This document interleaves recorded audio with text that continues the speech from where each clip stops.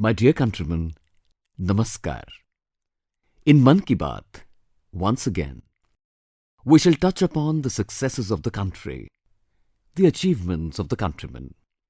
During the last few weeks, be it sports, science or culture, a lot has happened that every Indian is proud of.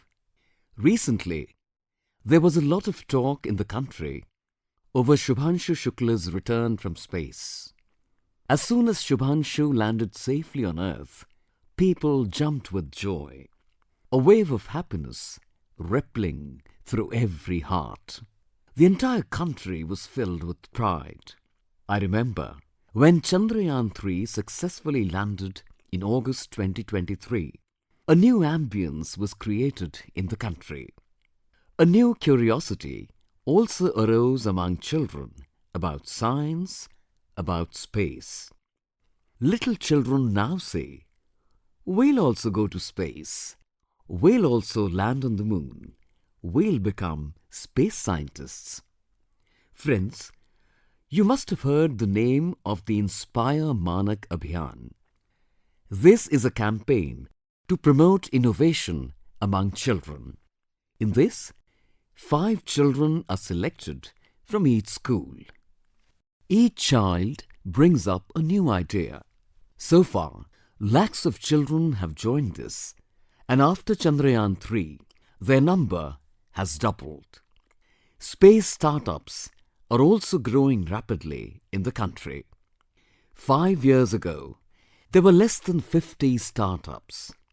Today, there are more than 200 just in the space sector. Friends, next month, on the 23rd of August, it is National Space Day. How will you celebrate it? Do you have any new ideas? Do send me a message on the Namo app. Friends, in 21st century India, science is progressing with a renewed energy. A few days ago, our students won medals in the International Chemistry Olympiad. Devesh Pankaj, Sandeep Kuchi, Devadatta Priyadarshi and Ujjwal Kesari, all 4 of them brought glory to India. India has strengthened her image in the world of mathematics as well. In the International Mathematical Olympiad held in Australia, our students won 3 gold, 2 silver and 1 bronze medal. Friends, next month, the Astronomy and Astrophysics Olympiad is going to be held in Mumbai. Students from more than 60 countries will participate in this. Scientists too will be there. This will be the biggest Olympiad till date. In a way, India is now moving ahead for both Olympics and the Olympiads. My dear countrymen, another news that will fill us all with pride has come in from UNESCO. UNESCO has recognized 12 Maratha forts as World Heritage Sites, 11 forts in Maharashtra, 1 in Tamil Nadu. Each fort has a chapter of history attached to it. Every stone is a testimony to a historical event. Salher Fort, where the Mughals were defeated. Shivaneri, where Chhatrapati Shivaji Maharaj was born. A fort that is unreachable for the enemy. Khanderi Fort, an amazing fort built in the middle of the sea. The enemy wanted to stop him, but Shivaji Maharaj made the impossible possible. Pratapgarh Fort, where Afzal Khan was defeated. The echo of that saga still remains entrenched in the walls of the fort. Vijayadurg, which had secret tunnels, is a proof of Chhatrapati Shivaji Maharaj's far-sightedness. I visited Raigad a few years ago, bowed in front of Chhatrapati Shivaji Maharaj's statue. This experience will stay with me all my life. Friends, There are such amazing forts in other parts of the country too, which have faced attacks, faced the vagaries of weather, but never let their self-respect bow down. Chittorgarh Fort, Kumbhalgarh Fort, Ranthambore Fort, Amer Fort, Jaisalmer Fort of Rajasthan are world famous. Gulbarga Fort in Karnataka is also very big. The vastness of Chitradurga Fort will also fill you up with curiosity about how this fort would have been built in those times. Friends, Kalanjar Fort is in Banda, Uttar Pradesh. Mahmud Ghaznavi attacked this fort many times and failed every time. There are many such forts in Bundelkhand, Gwalior, Jhansi, Datia, Ajaygarh, Gadkundar, Chanderi. These forts are not just bricks and stones, they are symbols of our heritage. Sanskar and self-respect still peep from the high walls of these forts. I urge all the countrymen to visit these forts, know their history, feel proud. My dear countrymen, imagine, early morning, Muzaffarpur city of Bihar, the date, the 11th of August, 1908. Every street, every square, every movement seemed to have come to a halt at that time. There were tears in the eyes of the people, but there was fire in their hearts. People had surrounded the jail where an 18-year-old youth was paying the price for expressing his patriotism against the British.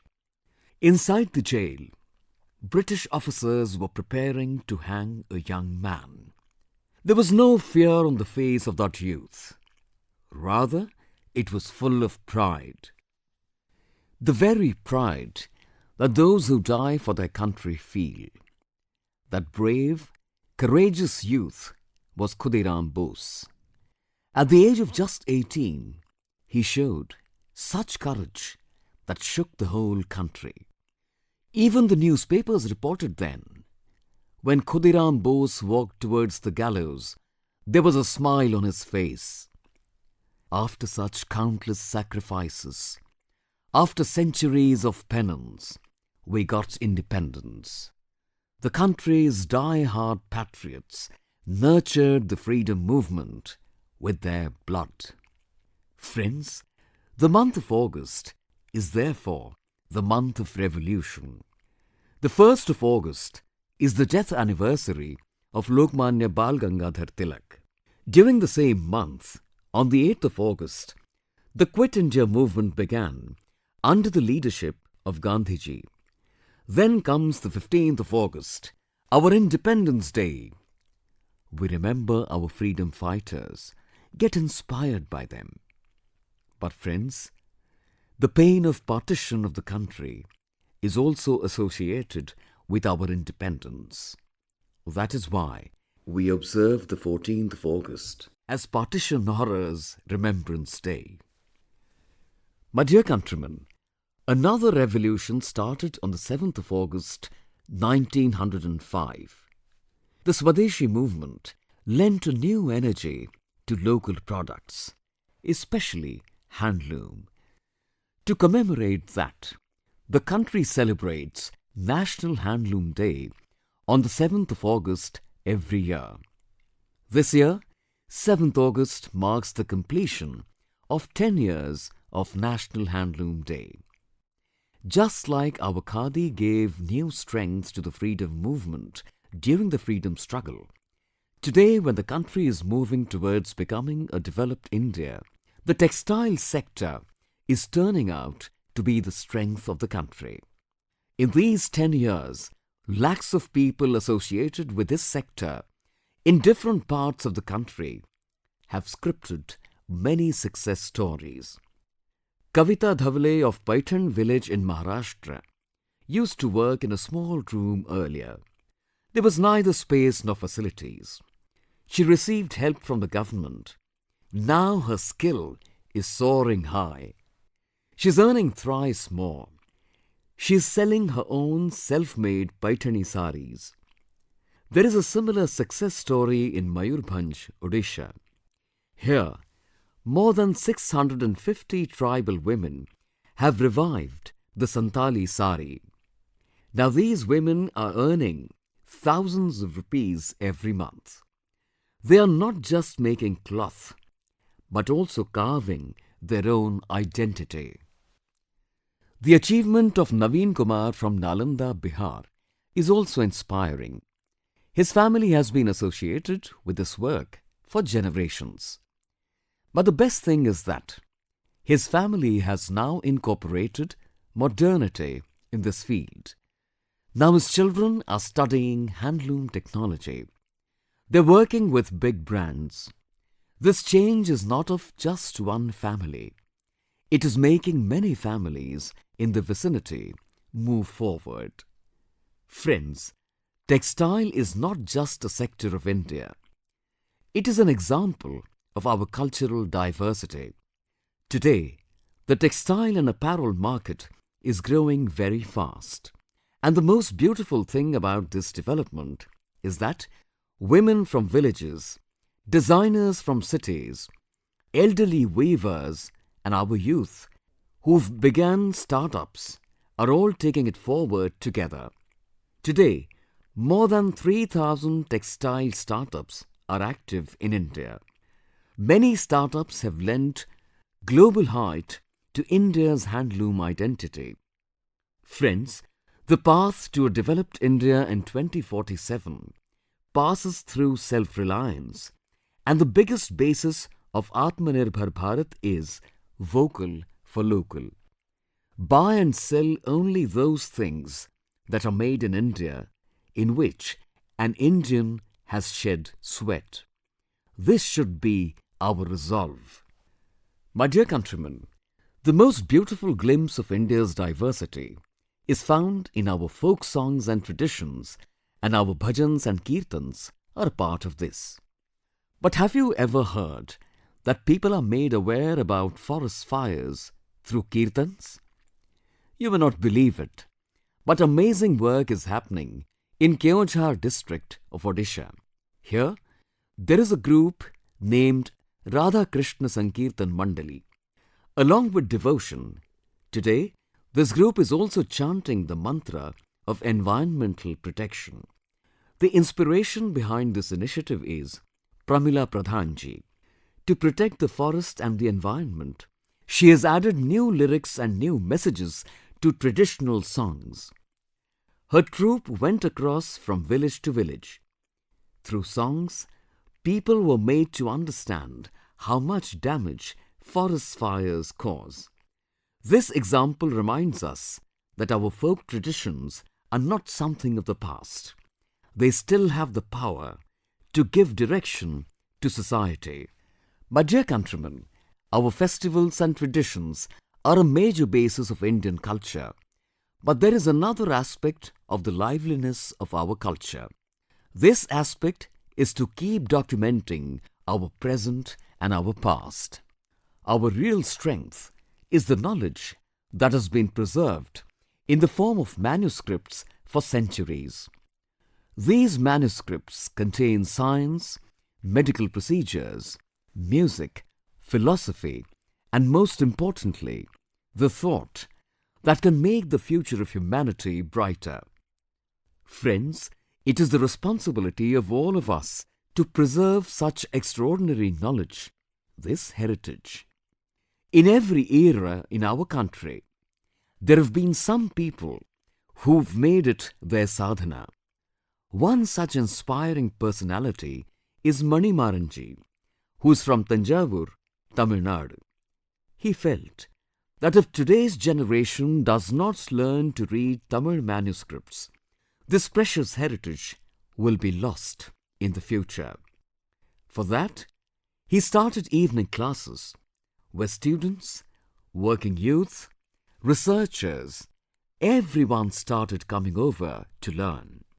Mann ji taught people the method of reading and understanding Tamil Suvadiyiyal, that is, palm leaf manuscripts.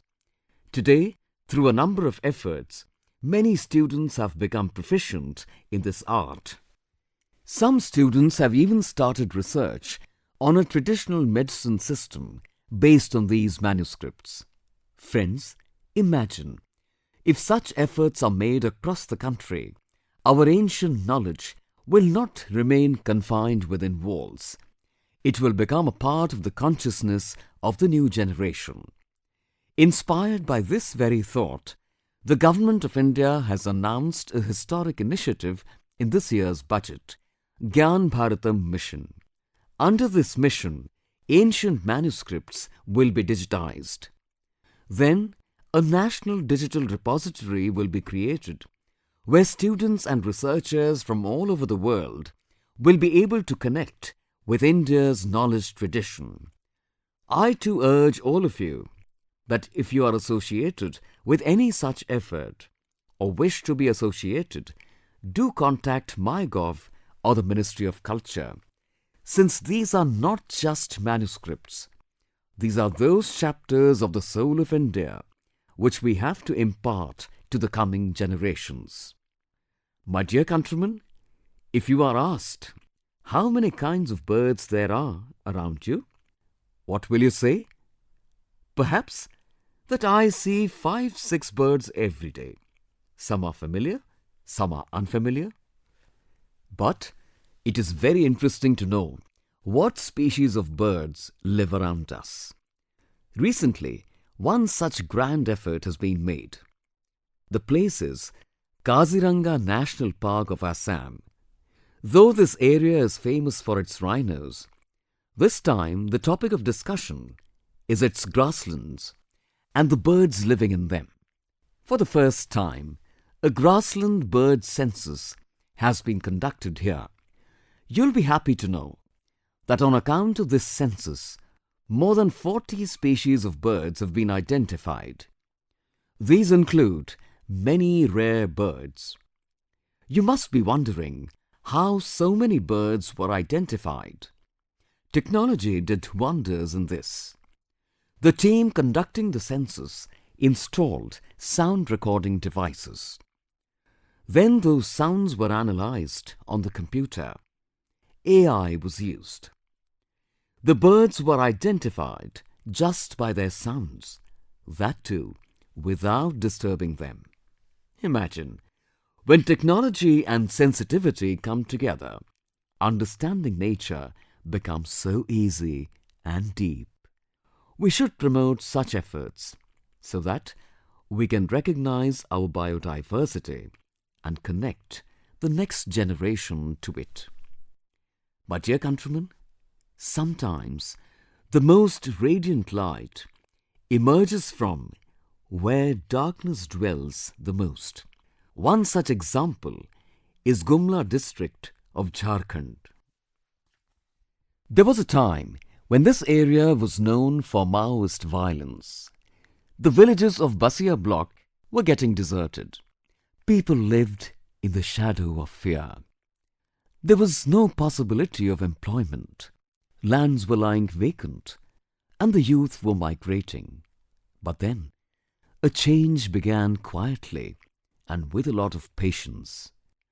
A young man named Om Prakash Sahuji left the path of violence. He started fish farming. Then he inspired many friends like himself to do the same. His efforts also had an impact. Those who were earlier holding guns have now taken up fishing nets. Friends, Om Prakash Sahuji's beginning was not easy. There were protests, threats were received, but the courage did not wane. When the Pradhan Mantri Matsya Sampada Yojana was launched, he gained new strength. He received training from the government and help in making ponds. Within no time, the fisheries revolution started in Gumla. Today, more than 150 families of Basia block have joined fish farming. There are many people who were once in the Naxalite organization. Now they are living a life of respect in the village itself and providing employment to others. The journey of Gumla teaches us, if the path is right and there is trust in the mind, the lamp of development can be lit even in the most difficult circumstances. My dear countrymen, do you know which is the biggest sporting event other than the Olympics? The answer is World Police and Fire Games, a sports tournament between policemen, firefighters, security personnel from all over the world. This time this tournament was held in America and India created history in it. India won close to 600 medals. We reached the top 3 out of 71 countries. The hard work of those uniformed personnel who stand for the country day and night paid off. These friends of ours are now holding the flag high in the sports field as well. I congratulate all the players and the coaching team. By the way, it will also be interesting for you to know that in 2029, these games will be held in India. Players from all over the world will come to our country. We'll showcase to them India's hospitality and introduce them to our sports culture. Friends, during the past few days, I've received messages from many young athletes and their parents. In these, the Khelo Bharat Niti 2025 has been highly appreciated. The goal of this policy is clear: to make India a sporting superpower. Villages, the poor, and daughters are the priority of this policy. Schools and colleges will now make sports a part of everyday life. Startups related to sports, whether they be sports managements or manufacturing, will be helped in every way. Imagine how much strength the mission of self-reliance would gain when the youth of the country would play with self-made racket, bat and ball. Friends, sports create team spirit. This is the path to fitness, self-confidence and building a strong India. So, play a lot, blossom a lot. My dear countrymen, sometimes a task comes across as impossible to some people. They wonder, would this even be possible? But when the country comes together on one thought, even the impossible becomes possible. Swachh Bharat Mission is the biggest example of this. Soon, this mission will complete 11 years. But its strength and its need is still the same. In these 11 years, Swachh Bharat Mission has become a mass movement. People consider it their duty, and this is real public participation. Friends, the Swachh survey conducted every year has lifted this feeling further. This year, more than 4,500 cities and towns of the country joined it. More than 15 crore people participated in it. This is not an ordinary number. This is the voice of Swachh Bharat. Friends, when it comes to cleanliness, our cities and towns are working in different ways according to their needs and surroundings. And their impact is not just limited to these cities. The whole country is adopting these methods. The people of Kirtinagar in Uttarakhand are setting a new example of waste management in the hills. Similarly, organic waste management is being done with the help of technology in Mangaluru. There's a small city called Roing in Arunachal. There was a time when waste management was a big challenge confronting the health of the people there. The people there took responsibility for it. Green Rowing Initiative was started, and then an entire park was created from recycled waste. Similarly, many new examples of water management have been set in Karad, in Vijayawada. The cleanliness at the riverfront in Ahmedabad has also caught everyone's attention. Friends, a team in Bhopal is called Sakaratmak Soch. It comprises 200 women. They don't just clean, they also change mindsets. Cleaning 17 parks in the city together, distributing cloth bags, every step of theirs is a message. Owing to such efforts, Bhopal has now come a long way in the Swachh survey. It is also important to mention the Gomti River team of Lucknow.